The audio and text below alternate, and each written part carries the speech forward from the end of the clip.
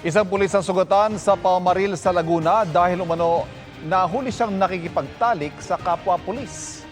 Isang pulis naman sa Negros Occidental napatay ng anak na 8 taong gulang. Paspasan natin ang mga balita sa probinsya. Pulis sa Sagay, Negros Occidental, patay matapos barilin ng anak na 8 taong gulang. Ayon sa pulisya, nagtatalo ang pulis at kanyang live-in partner sa harap ng kanilang mga anak nang kunin ng bata ang baril ng ama at saka pinaputukan sa leeg. Hawak na ng Sagay City Police WCPD ang bata at nakatakdang i-turn over sa CSWDO. Nagpapatuloy ang investigasyon. Pulis sa Calamba, Laguna, sugatan sa pamamaril matapos mahuli ng asawa na nakikipagtalik sa isa pang pulis. Ayon sa pulisya, nahuli ang 2 ng kanilang mga asawa na pareho ring pulis. Kinumpronta nila ang kanilang mga asawa na nagtangkang tumakas kaya nauwi sa pamamaril. Tinamaan sa balikat ang lalaking pulis at dinala sa ospital. Nakatakas naman ang babaeng pulis. Sinampahan ng mga reklamong adultery at concubinage ang mga sangkot. Para sa GMA Integrated News, Tina Panganiban Perez, nakatutok, 24 oras. Huli ka mga magkahiwalay na disgrasya ng mga motorsiklo sa Tuguegarao, Cagayan kung saan 2 ang nasawi. Nakatutok si Chris Zuniga ng GMA Regional TV, 1 North Central Luzon. Pagsemplang ng motorsiklong yan sa bahagi ng barangay Pengeruyo sa Tuguegarao, Cagayan, dumating ang isang truck at nagulungan ng 31 anyos na rider. Dead on arrival siya sa ospital. Sabi ng driver ng truck sa pulisya, hindi niya napansin ang sumemplang na motorsiklo. Handa raw siyang makipag-usap sa pamilya ng biktima. Sa kaparehong barangay, pakaliwa ng motorsiklong yan nang mabulaga siya ng isa pang motorsiklo. Kapwa tumilapon ng mga rider. Patay ang 18 anyos na driver ng papalikong motor. Sugatan ang kanyang angkas, pati ang rider ng nakasalpukan nitong motorsiklo. Sa investigasyon ng PNP, lumalabas na nag-signal light ang biktima, indikasyon na liliko siya, pero matulin ang nakabanggang motorsiklo. Naka-helmet naman sila pero fatal po kasi yung injury ng isa kaya bumigay din po. Nagkaareglo na ang magkabilang panig. Para sa GMA Regional TV 1 North Central Luzon at GMA Integrated News, Chris Zuniga, nakatutok 24 oras.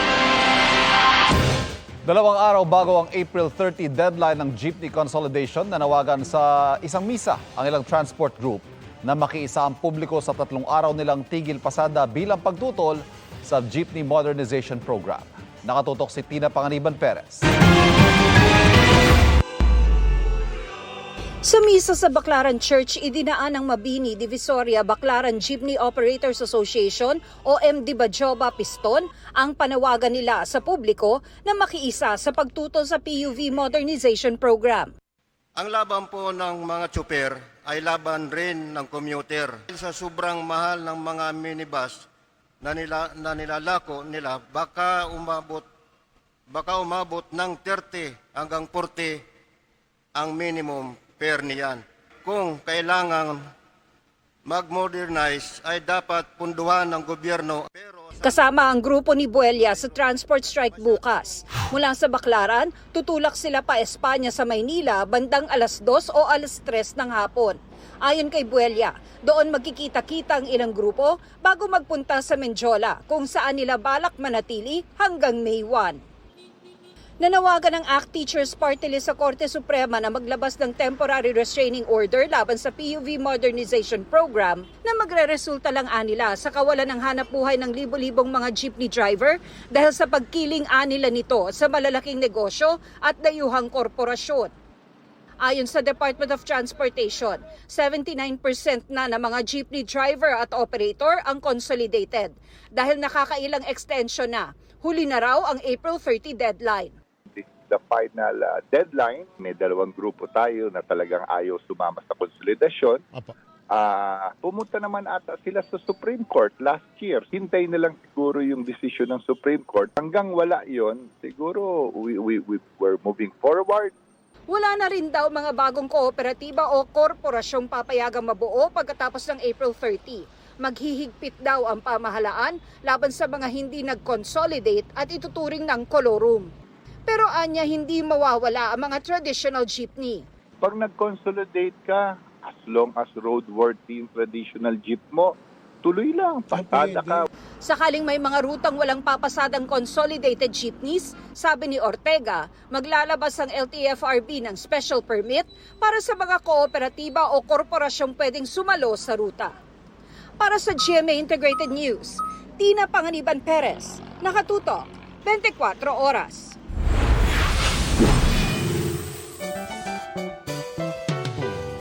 Hindi mo trip mag-beach o pool ngayong taginit? Kung extreme adventure ang hanap mo, you can go high sa paragliding. We can do this sa report na ito.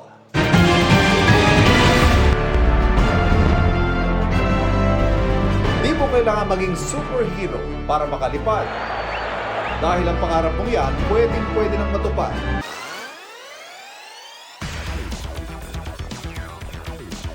Sa Binangonan, Rizal, patok ngayon ang tandem paragliding. Swak for adrenaline junkies o kahit pa sa newbies. Dream come true nga raw para kina Janelle at Kath ang makalipad.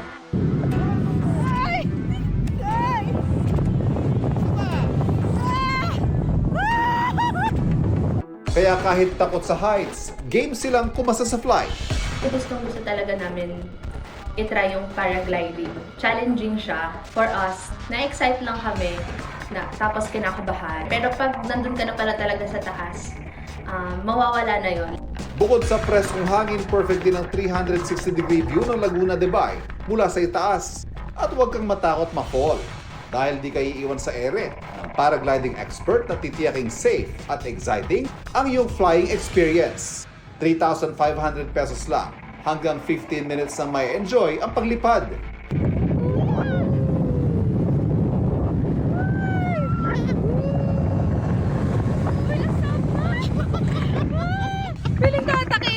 Swak na swak siya ngayon. Syempre, summer. Sino yung gusto magpalamig, magpahangin, o kaya yung mga gustong hanapin yung sarili. Girl, itry nyo na. Bukod sa Rizal, pwede rin masubukan ang paragliding sa iba pang mga probinsya tulad sa Cavite, Pangasinan, Cebu at Sarangani.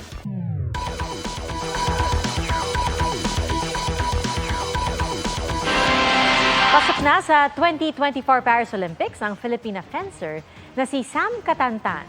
Nangibabaw ang kanyang galing sa women's foil event ng Asia and Oceania Zonal Olympic Qualifier kahapon sa UAE.